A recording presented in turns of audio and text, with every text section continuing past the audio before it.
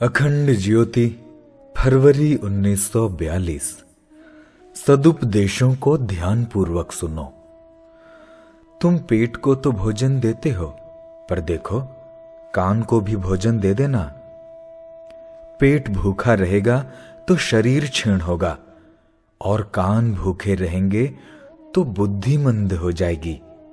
श्रेष्ठ पुरुषों के अभिवचन सुनने का जब अवसर आए तो अन्य कार्यों को छोड़कर भी वहां पहुंचो, क्योंकि उनके वचन तुम्हें वो वस्तु दे सकते हैं जो रुपया पैसा की अपेक्षा हजारों गुनी मूल्यवान होगी। जो लोग जीभ से अच्छा खाने में तो कुशल हैं, पर कानों से सदुपदेश सुनने का आनंद नहीं जानते, उन्हें बहरा ही कहना चाहिए। ऐसों का जीना और मर जाना एक समान है। जिन्होंने बहुत सदुपदेश सुने हैं, इस पृथ्वी पर देवता रूप हैं। धर्मात्मा मनुष्यों की शिक्षा एक सुदृढ़ लाठी के समान है, जो सहारा देती रही है और बुरे अवसर पर गिरने से बचा लेती है। अशिक्षित लोग भी धर्मात्माओं के सत्संग से उतनी शक्ति प्राप्त कर लेते हैं जिसमें अपने को संभाल सकें और विपत्ति के समय पैरों पर खड़े रह सकें। एडवोकेट हाई कोर्ट इलाहाबाद क्या कहते हैं? मनुष्य को देवता बनाने वाली पुस्तकें।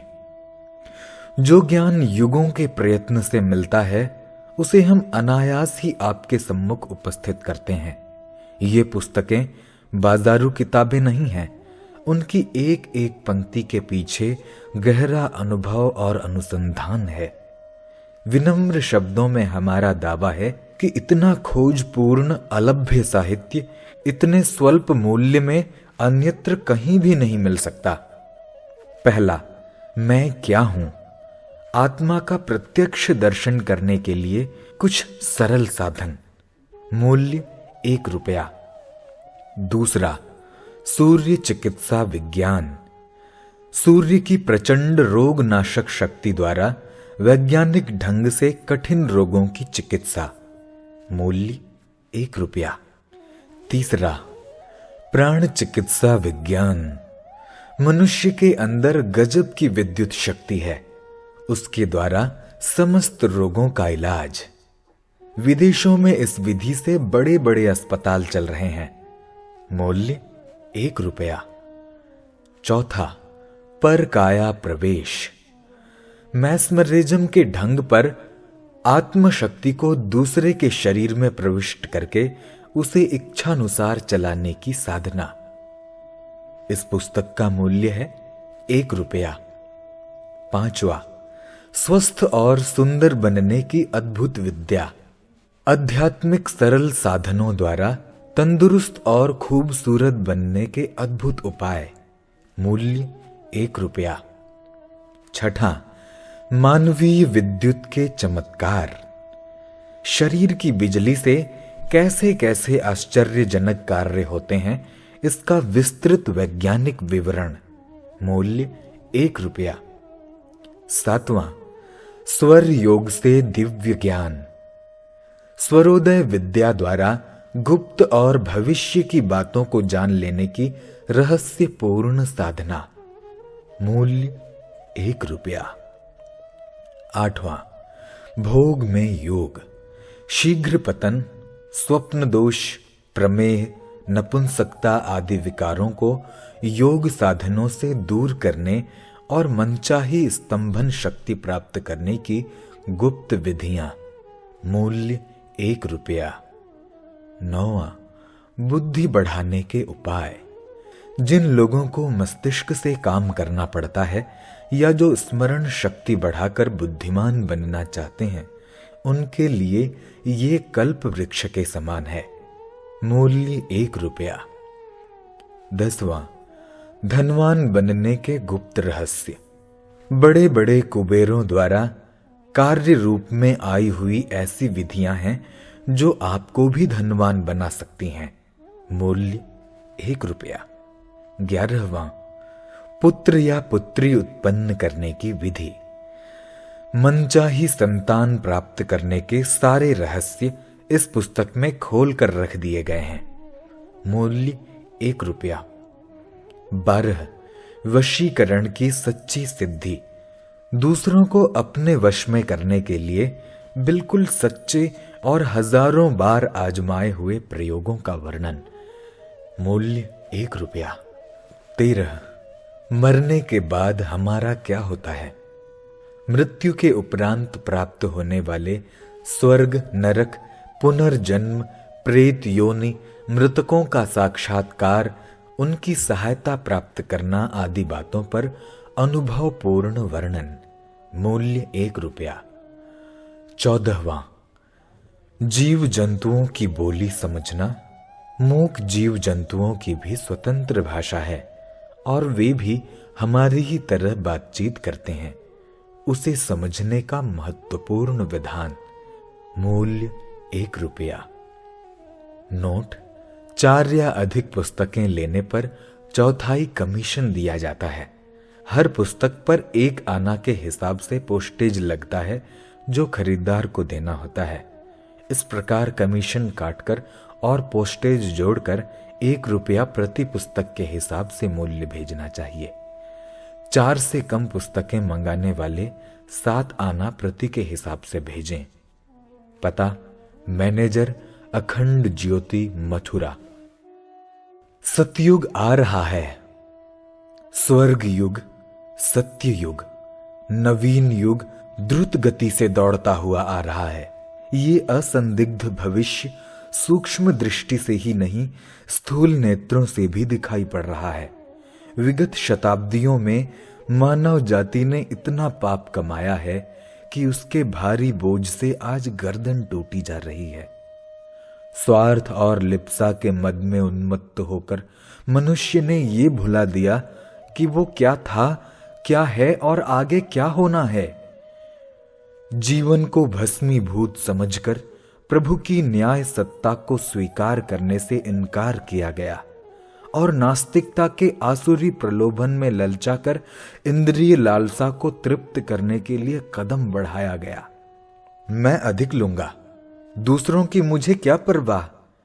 इस मनोवृत्ति को जब जड़ विज्ञान की नास्तिकता ने प्रोत्साहन दिया तो इंसान के अंदर बैठा हुआ शैतान अट्टहास करने लगा। पापों की पैशाचिक आकांक्षाएं इस सीमा तक बढ़ीं कि नीति और न्याय के दर्शन दुर्लभ हो गए।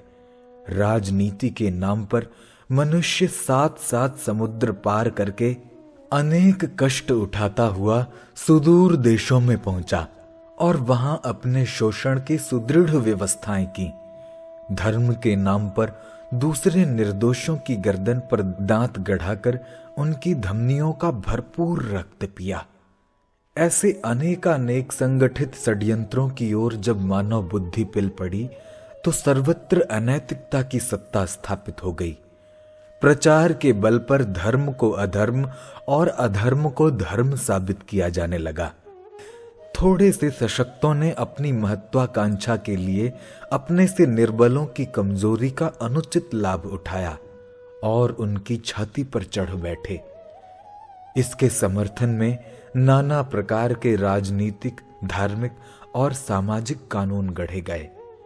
बेचारी सार्वभौम मानवता को ऐसे ऐसे रस्सों से जकड़ा गया कि विश्व की जनशक्ति मूक, बधिर, पंगु, अशक्त और असहाय हो गई।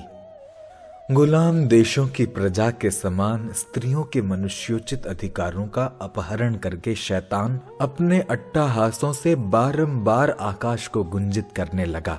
बेकारी, गरीबी, अशिक्षा, निर्बलता और अयोग्यता की रस्सियों से मनुष्यता को कसकर एक कोने में पटक दिया गया और कलिकाल निर्द्वंद्व होकर तांडव नृत्य करने लगा।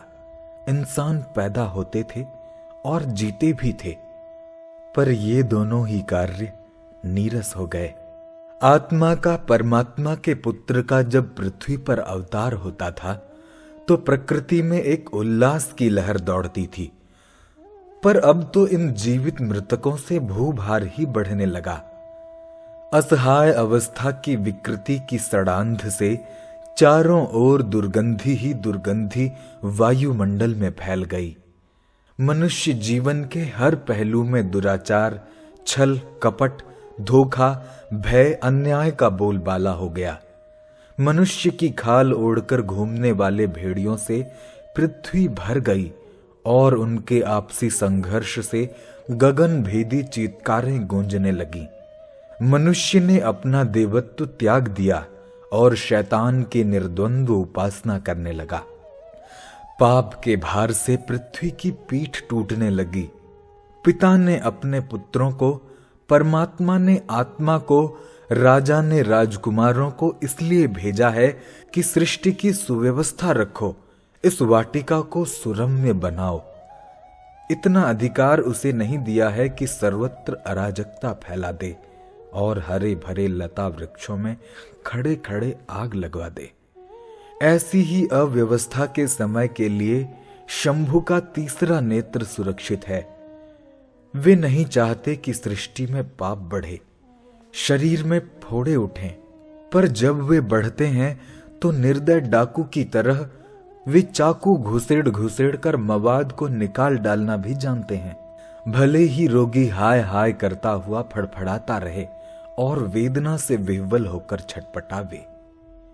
आत्मा की अखंडता ऐसी है कि एक व्यक्ति के पापों का फल दूसरों को भी भोगना पड़ता है। हर एक का पवित्रतम कर्तव्य है कि पड़ोसी यदि अनीति मार्ग पर हो तो उसे जिस प्रकार भी हो सके उसे रोके। यदि नहीं रोकता तो पड़ोसी के घर में आग लगाने पर उपेक्षा करने वाले व्यक्तियों को भी दंड भोगना पड़ता। आग पड़ोसी के साथ उसके घर को भी जला देती है, क्योंकि वे दोनों घर आपस में संबद्ध थे। आत्मा की अखंडता के कारण एक के पाप दूसरों को भोगने पड़ते हैं। इस प्रकार कुछ व्यक्तियों द्वारा फैलाए हुए पापों का फल आज समस्त सृष्टि भोग रही है। महायुद्ध का राक्षस कराल दाढ़ों से अक्षेड़ियों सेनाएं चबाए जा रहा है। शेष जीवित प्राणी उस राक्षस के मुंह से निकलने वाली जाज्वल्यमान लपटों से झुलसे जा रहे हैं। आर्थिक कष्ट से लेकर मृत्यु वेदना तक सहन करनी पड़ रही है।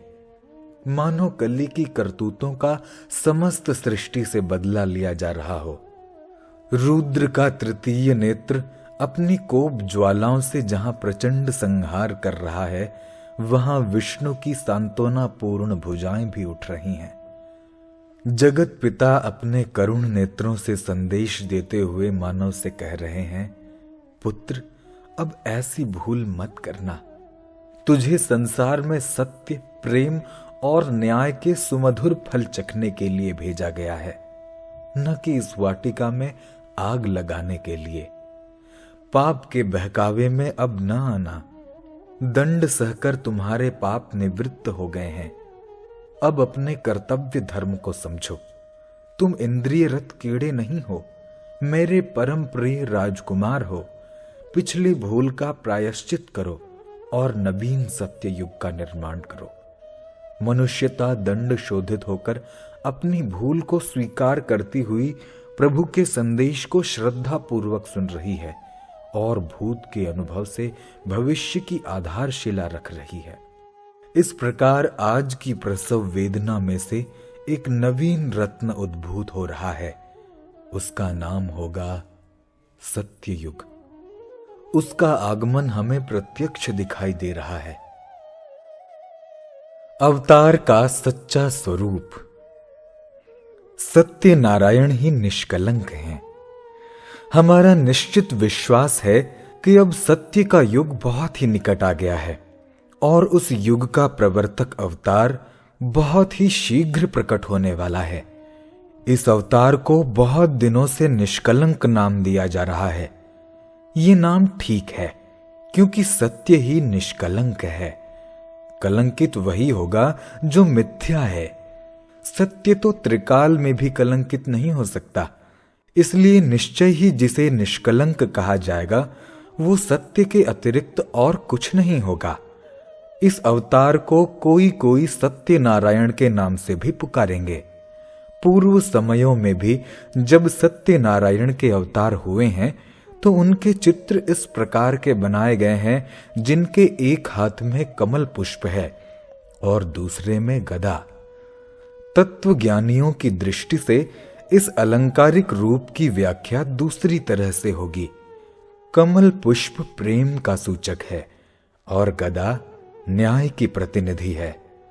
अखंड सत्य जब क्रीड़ा के साथ संयुक्त हो जाता है तो उसे 1 से 3 बनना पड़ता है। ईश्वर, जीव, प्रकृति, ये 3 वस्तुएं पृथक पृथक दिखाई पड़ती हैं, पर यथार्थ में उनका उद्भव एक ही स्थान से है। सत, रज, तम की त्रिगुणमयी सृष्टि का स्रोत एक ही है। इन्हीं तत्वों को हम आधुनिक भाषा में सत्य, प्रेम, न्याय इन नामों से कह सकते हैं। ब्रह्मा, विष्णु, महेश ये भी उसी त्रैत की प्रतिमा है। राम, सीता और लक्ष्मण का आध्यात्मिक अर्थ सत्य, प्रेम और न्याय से किया जा सकता है।